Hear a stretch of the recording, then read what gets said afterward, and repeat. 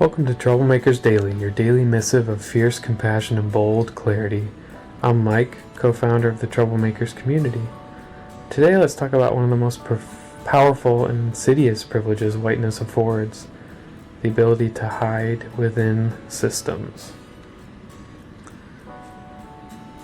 The scholar Sarah Ahmed speaks of whiteness as a kind of invisibility that comes from being the somatic norm. What does that mean? Well, it means that white people have the unique privilege of being able to move through the world without being marked as representatives of our race. We get to be individuals, not specimens. We get to be just people, while others are forced to be people of color. This invisibility operates like a one-way mirror. Those of us who are white can see others as racialized, while simultaneously not seeing ourselves as racialized at all, existing as a kind of unmarked default, a presumed universal. And because of this, we have the extraordinary privilege of hiding from accountability, from discomfort, from history, and most of all, from ourselves. Think about it. When was the last time you as a white person had to consider how your race would impact your treatment when seeking healthcare, when entering a store, when applying for a loan, when getting pulled over by police?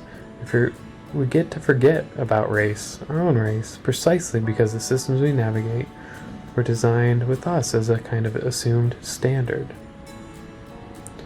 This ability to hide within systems manifests as a kind of epistemological privilege, too. A not knowing that feels like innocence but functions as power. How many times have you heard a white person say, "I don't see color," or "I had no idea that was happening," or "I'm not personally racist"? These statements aren't just individual beliefs, they're assertions of the right to not know, to not see, to not acknowledge.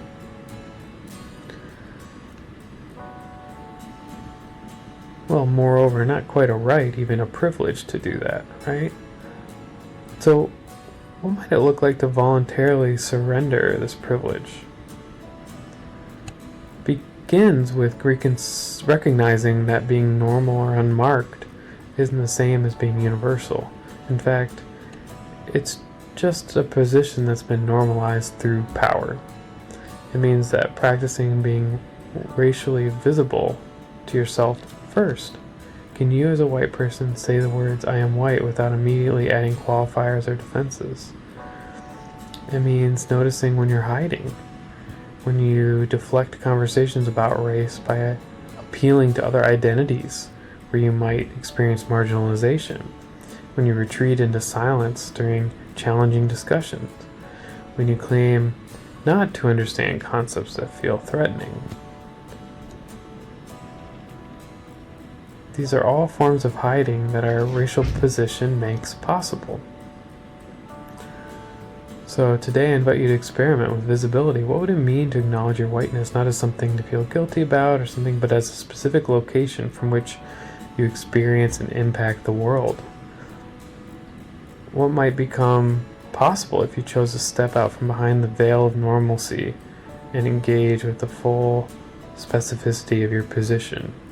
Reusing the skin, acknowledging and moving with your privilege in liberating ways for others. Take this with you into your day. Your work matters, you matter, and your willingness to be visible to yourself and others creates possibilities for more honest and liberated connections.